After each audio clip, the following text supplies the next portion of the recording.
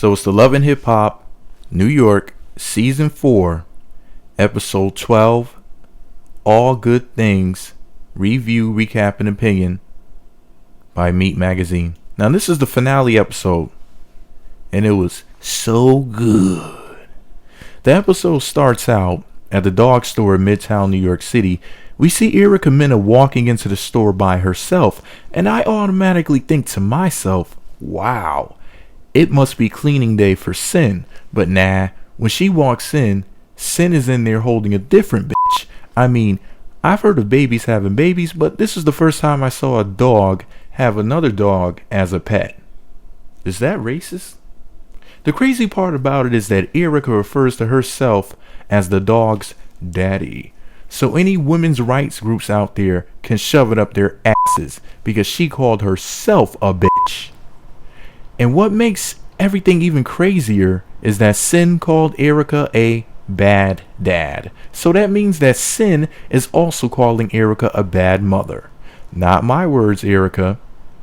So the not so dynamic dildo dueling duo are discussing that fight last week between Sin and Rich, and Cynthia is defending herself, calling Rich corny by stating the fact that everybody calls Rich corny. Hell, even his own mother calls him corny. And Sin brings up two valid points. Number one, Rich acted like a psycho last week because Sin is Erica's girl. And number two, it wasn't so much about calling him corny, but rather the fact that she is his competition.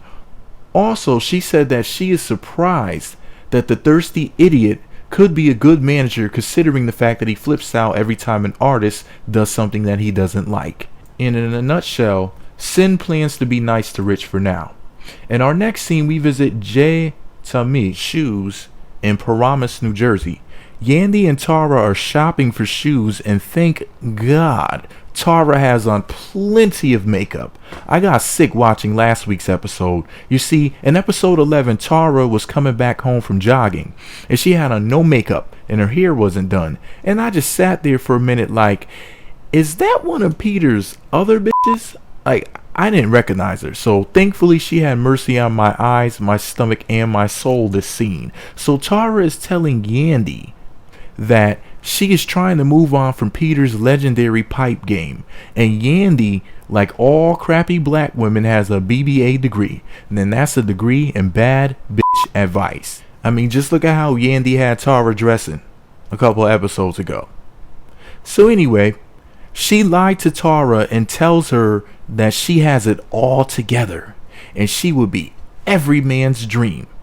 Yeah, every man with low to no standards. I mean, a 36-year-old bad actress with 2 kids and enough emotional baggage to fill a landfill.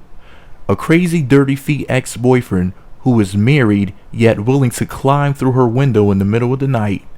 And her being so scared of him that her and the kids have to move. And you put that with the fact that she has an ugly mutated face with an old turkey neck and an ass so flat that Miley Cyrus would point and laugh at her. And you're telling me that she's supposed to be the best that a man can do? That's black bitches for you. I will be moving to Japan very shortly. I already have a kimono. Yeah, Yandy is so delusional that she claims that Tara is smart and beautiful, yada yada yada. The chick who committed adultery raw and bragged about it on TV that looks like a rat with a relaxer is the Queen of Sheba? You gotta be kidding me. As a matter of fact, what does Tara spell backwards? A rat. So the director of Yandy's movie, Noel, aka the big-headed gay beaver-looking motherfucker in a cheap jacket, thinks that Tara would be perfect for the role of Janelle, the drunk who throws herself at a loser on her couch. Yeah, she's playing herself. This is going to be just like Eminem in 8 Mile. I smell an Oscar. An Oscar Mayer Peter Wiener. Only so much time until she needs her fix. The best part of this scene is when Yandy told Tara that acting is a whole other baby. And Tara reached into her purse for the Plan B pills. And Yandy was like, no, bitch. It's a figure of speech. In our next scene, we visit Tahiri in Brooklyn. Rich Dollars meets up with Peter Tarzan Guns and lets Filthy Feet know that he has been sleeping with Erica again, and that if she even comes close to breaching his contract with her, he'll fuck her life up. So we leave Tahiri. Now we're at Nick Cannon's office in Midtown New York City with Peter Gunz and Nick Cannon himself. And for the record, I love me some Nick Cannon. I view myself as being a lot like Nick, mixed with a little Kanye West. Well, I mean, I'm broke, a little bit tacky, fat, retarded, with one eye, and it's in the middle of my head. And no, not my forehead, but the middle of the top of my head. I mean, I have to do a handstand just to read a book. Now, besides that, I am just like a mixture of Nick meets Kanye. Anyway, Peter felt that talking to losers like Saigon the magical midget and Rich Thirsty Dollars the alcoholic that chases cokeheads around was just not yielding him the best advice that he could get. He said, that he needed to speak to a higher power. And I thought that he was talking about God, but nah, he was just talking about Nick Cannon. Wait, I just noticed something. Their last names are Gunz and Cannon. This is the first time that black guys, Cannon and Gunz, were in the same room and no one died. It must have been filmed on Martin's birthday. Oh, you that think that I just told a joke about Martin Luther King. I wasn't talking about him. I was talking about Trayvon Martin. And this is how I lose subscribers. Anyway, so Mr. I have more jobs than a Jamaican newspaper, Mr. I am the reason why the unemployment office stays open, Nick, I got all the jobs in the world Cannon, tells Peter that a man as poor as him needs a chick that he can manipulate, or he'll end up broker than he already is. And he also tells Peter that Tara is ugly. She's past her expiration date, as all women have one, excluding Kris Jenner with her sexy ass. And that he needs to settle down with a girl whose mouth looks like she brushed her teeth with grenades. Like Amina. In the next scene, Saigon and Erica Jean are moving her stuff into his house in what appears to be an empty SUV. I guess all that she has is him. Aw, how adorable. When the two hop into the SUV, Erica's in the driver's seat and Saigon's in the passenger side on his little booster seat, and he lets Erica know that he isn't ready to completely settle down just yet, and that this is pretty much just some indoor pussy to him. Then he begins to lay down the law. He has some rules that she'll have to abide by if she's going to live with him. Now, unlike Peter's 5 rules, Saigon only has 3. Number 1. Don't touch anything that's his that she sees in the refrigerator. Number 2, don't take a nasty stinking shit without opening a window, turning on the bathroom fan, and spraying some air freshener. And number 3, he should be able to bring home a woman for a threesome from time to time. So Saigon asks Erica whether or not she's ever been with a woman. And besides that one Cuban Links music video from 2000 titled Telling Lies, remember that video? Erica is not giving up any information about her freaky past.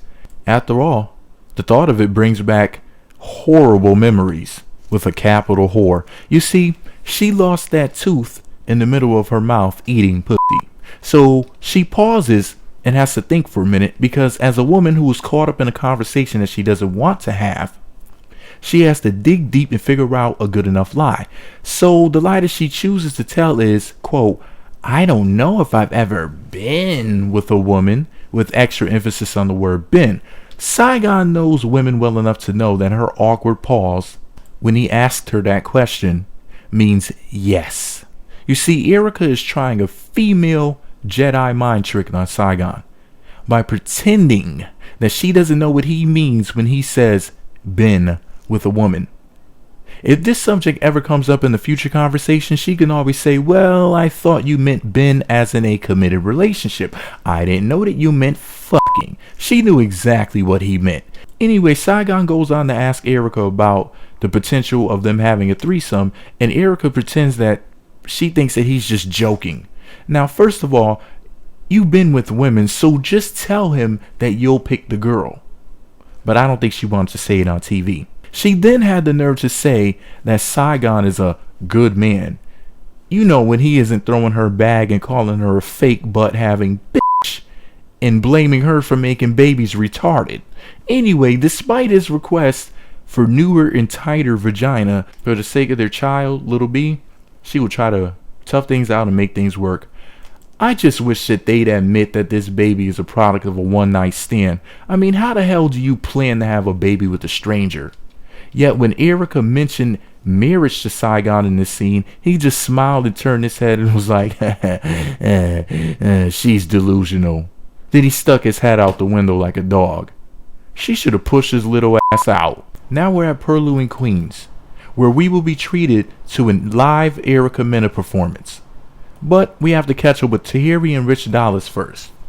And Rashida walks up wearing a big black coat, and thankfully security didn't mistake her for a grizzly bear and shoot her. So Tahiri, the over-the-hill booty model who's past her expiration date with the triple chin, apologizes to Rashida, the transsexual, Mrs. Potato Head looking bitch, about being a fake friend, who is more concerned with the ridiculous antics of her drug addict failed rapper ex-boyfriend Joe Budden, as opposed to catering to King Rashida Ali's wedding like a good little plebeian. Rashida goes on to tell Tahiri that she feels that she is beautiful and smart, two things that she's not. Anyway, besides these two alleged qualities, Rashida drops the stink bomb that she is not cool with Tahiri being an ex-booty model. And I'm confused. Why was Rashida ever her friend in the first place? I thought that Tahiri was the fake friend, and it looks like they're both as fake as their hair. Two out-of-shape, bald-headed women whose friendship was based on phoniness. The story of black women. And Tahiri tells Rashida that she needs to worry about the wedding and the bachelor party that Mr. Rashida is going to be having, and not what Tahiri does with her butt. And come to find out, Tahiri is proud of prostituting herself in magazines and music videos. She then foolishly and accidentally gave Rashida some ammunition to shoot her down with. She said that if she wanted to do Playboy tomorrow, she'd do it. And I thought that Rashida was going to tell her that she's too fat to do Playboy and too ugly. But nope, she hit even below the belt than that. She told Tahiri that she supports her doing Playboy because it's a high class way of whoring yourself. And that the places that Tahiri usually sells her body are lower class, gutter butt, low rent filth. And a man like Rashida has his standards, or its standards. She then has the nerve to say that she's trying to teach Tahiri how to be someone's wife and not someone's jerk-off moment. The whordacity of some people. Yeah, the whordacity. Not the audacity, but the audacity of a whore. Cheddar cheese. Anyway, then Tahiri states that Rashida's fat tail is on a 60-day diet, and that the 60-day challenge is probably not working out too well for her, and maybe she just wishes that she could look like her in a thong. And I'm looking around like, Tahiri, you only look good in a thong after makeup and Photoshop.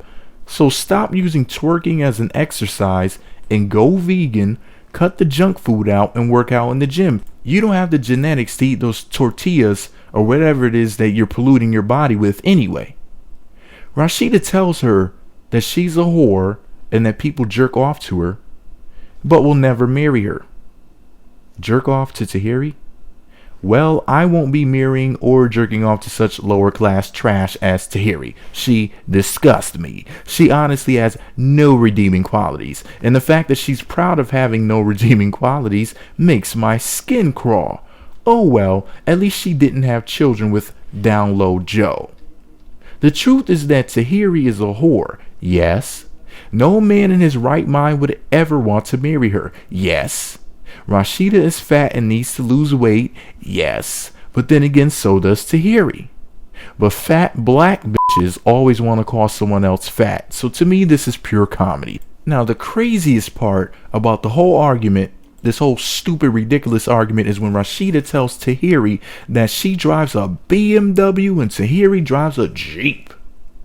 What is funny about it is that BMW doesn't give a fuck about fat black bitches like you, Rashida. You wouldn't be hired to be an extra in a BMW commercial, and I can't freaking stand black idiots that promote white companies as if they're getting a check or something. All that you did was bring down their brand by mentioning them. Anyway, after some unnecessary insults, Tahiri leaves.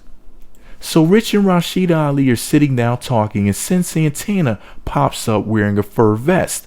And she's trying her hardest to be bougie and use words like cutie and gorge, which is short for gorgeous, not gorging on Chipotle. Anyway, typical nasty hood rat trying to fit in. Her and that disgusting Erica Mena need to just shoot porn because they know that they want to. Anyway, Rashida jokes about robbing Sin for her boots. And with all of the faces that Rashida has cut and all the money that she's stolen, I wonder whether or not her fiance is Apollo from the Real Housewives of Atlanta. Now, out of nowhere, and I mean nowhere, Erica pops up to perform her new flop song, making a fool of herself all over the world. I mean, dancing all over the world. And she looks and sounds ridiculous. She has on this little cheap, nasty looking, itchy belly shirt sweater thing that looks extremely outdated. And I know that I saw Britney Spears wear something similar to that when she was relevant. I'm talking about before she went bald crazy and began attacking cars with umbrellas. So this was a long ass time ago. And Erica has one talent, come to find out.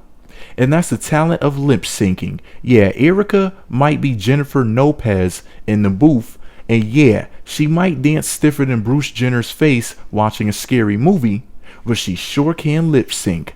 I guess that all that pussy eating paid off after all. So Rashida, the tacky fat man with a blonde wig, just loved it. And Cynthia, the master splinter of hood rats, was ecstatic as well. I mean, one of her fake breasts almost popped out and everything. Anyway, after the performance, Sin tells Rich that Erica is in a relationship and that he has done some disrespectful things and he needs to cut it out. And Rich, the alcoholic, stops sipping his drink to talk, and he says, I don't get it. I'm trying to figure out how I violated anyone. A little kiss rape never hurt anybody. And if Erica chooses to have sausage over fish, don't blame me, blame your girl, because your hoe chose me. She said I come Chipotle. Sin, who was a little bit tipsy herself, was confused at first.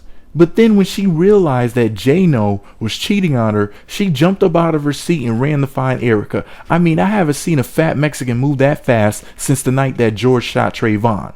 So Sin gets backstage, finds Erica, and they start arguing. When Erica is confronted, she's stunned. I mean, more stunned than that time that she reached into her nightstand in the dark and thought that she was reaching for the vibrator and she pulled out the stun gun.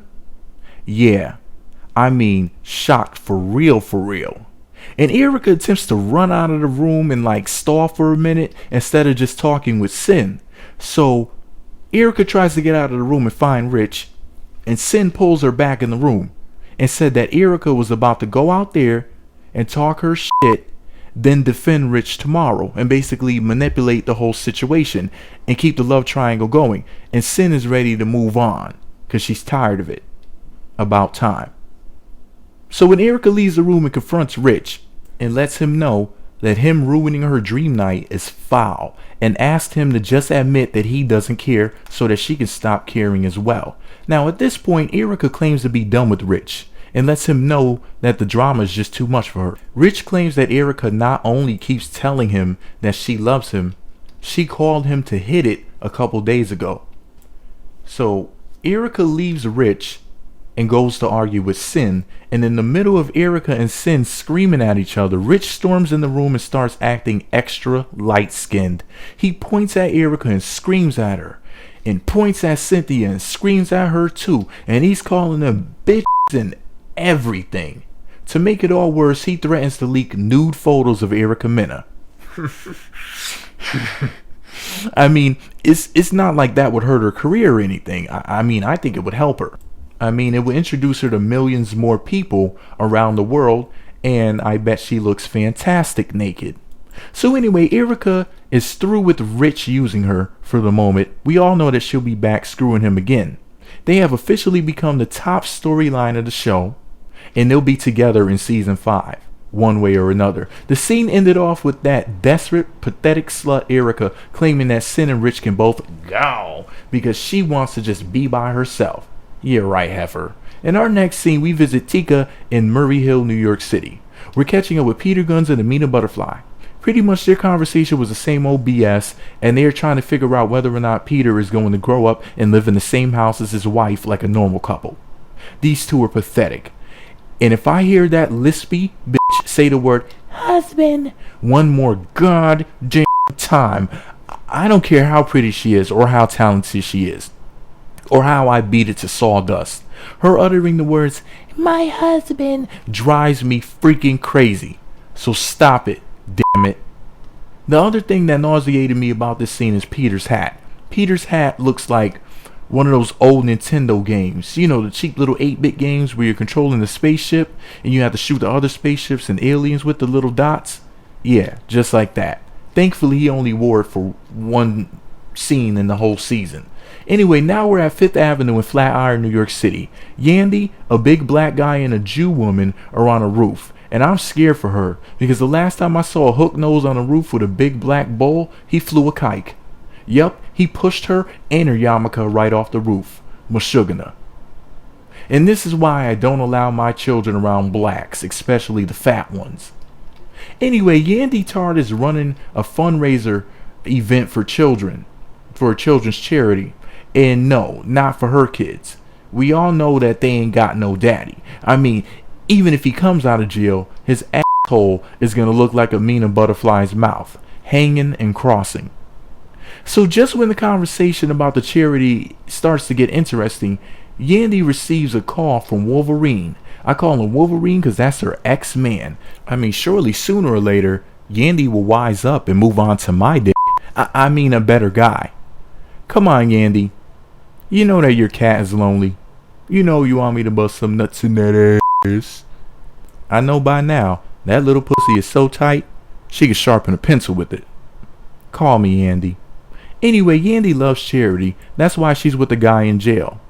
Those Jordan sneakers and porno films starring Aurora Jolie are her top contributions to society.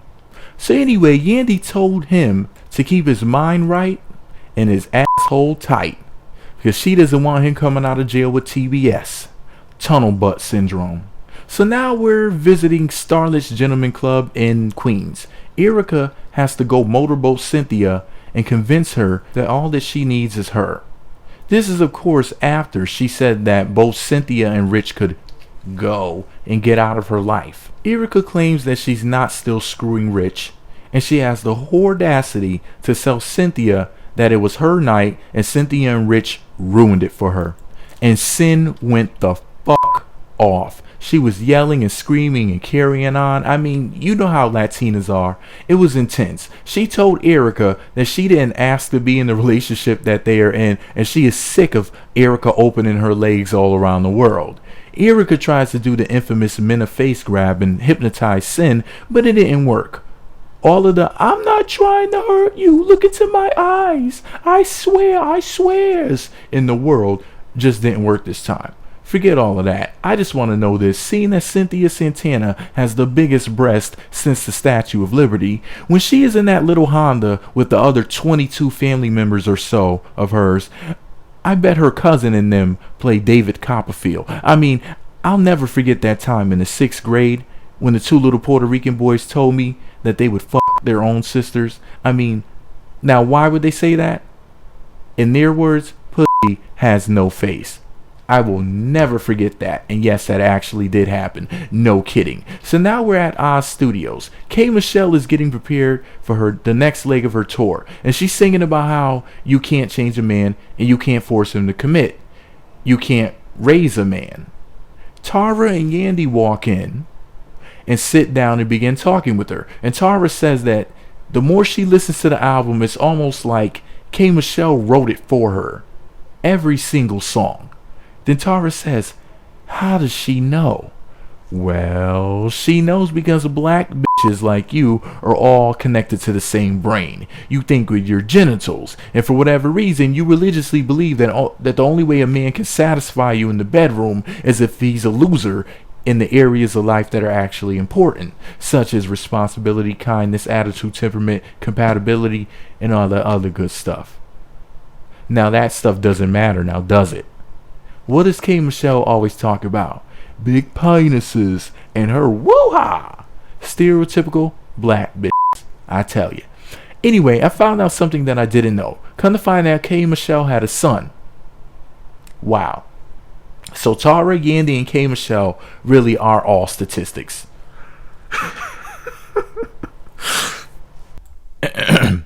Now, I know that it may sound foul, but I don't give a fuck.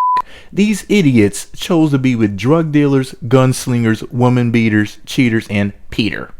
Anyway, these black women who will never be married toast some alcohol to raising good sons that won't grow up to beat up and cheat on their women and go to jail like their men did. Whatever, bitches. You deserve it. You get what you pay for. You irresponsible dirtbags. I swear that black bitches like the three amigos right here are just gay. They dress up like drag queens, then they get with men who aren't going to be around, just to have RIP conversations about them. And when I say RIP, I don't mean rest in peace, I mean residing in prison.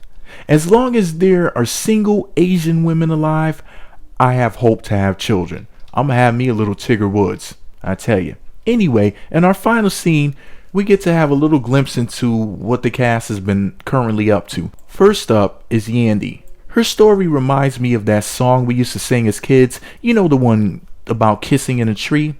Here is Yandy's version. Yandy and Medici sitting in a tree. Kissing. First came fucking, then came a baby, then came Jill, and now Yandy is pushing the baby carriage all by her damn self. Wonder what Mendices is doing and whether or not his bowels are still working. I bet his butthole is so big right now when he farts it sounds like a tugboat. Nah, but seriously, she still hasn't moved on yet. She needs to do what's best for her and best for the children to find a new man who isn't singing Akon songs about being locked up and how they won't let him out. Anyway, Joe and Tahiri are still pretending to be broken up for now. And he is slowly but surely getting back into her good graces. I mean, after all, she is a whore who isn't getting any younger. And in all honesty, if Joe's music career was popping right now, she would have said yes to that proposal. I mean, the chick is in her mid-30s with a double or triple chin and an ass that needs a bra to stand up. Ew. She can't do any better than Button. She really can't. You're stuck, bitch. You're stuck. As for the fake lesbian, fake pop star Erica, she will continue to be a delusional whore and continue to try to sing, which she will never be able to do. But as long as technology gets better, when the next generation of auto-tune or some other invention comes out, she will eventually have a hit record, and I'm sure of it. She'll suck and fuck the right producer one of these days and get her a charted hit record. I have my BMI papers sitting right next to me. When I become producer of the year next year, Minna is going to give me that Chad Ocho Cinco. Yeah, that banging head. Also, I love that cheap gold dress that she's wearing in this scene. She looks like the little spermaid. As for Erica Jean, she's still working on her relationship with Saigon, even if he is wearing a dead baby bear as a jacket. She still loves him. She just can't shake her big-headed midget fetish. Oh well, at least she looked really nice in this scene. Amina is still falling for Peter's lies, and he swears that it's for real this time. Ha ha, you're right. So he'll be cheating and lying again. Just tune in next season. And as for Tara, she's still single mothering it. She's still a bad actress, she's still irrelevant, and she still has enough lines around that old ass neck to bring Whitney Houston back from the grave, just to get a sniff. Kiss me. K. Michelle is headlining her first tour and changing her hair every song. A K. Michelle show has more hair than a Rashida and Kirk conversation. And of course, K. Michelle still ain't got no man. She needs to get with Busta Rhymes so he can get her woo-ha all in check. And that was about it. With Sin having her own confessionals on the show, this show, the last one for whatever reason, I'm pretty sure that she'll be made a main cast member next season. Oh, and before I go, I just wanted to point something out. Sin Santana and Erica Mena said "nig" more than a Quentin Tarantino film. So, peoples, it was a hell of a show, a hell of a finale. I enjoyed myself. And as of now, I will be reviewing the reunion. So if you give a fuck, come back. If not, fuck you. See you next week for the next review. And don't forget to comment below and subscribe to my YouTube channel for more reviews, recaps, and opinions. And if you likey, share the video on Facebook, Twitter, Google+, MySpace, or two cans with a string. In other words, tell a fucking friend.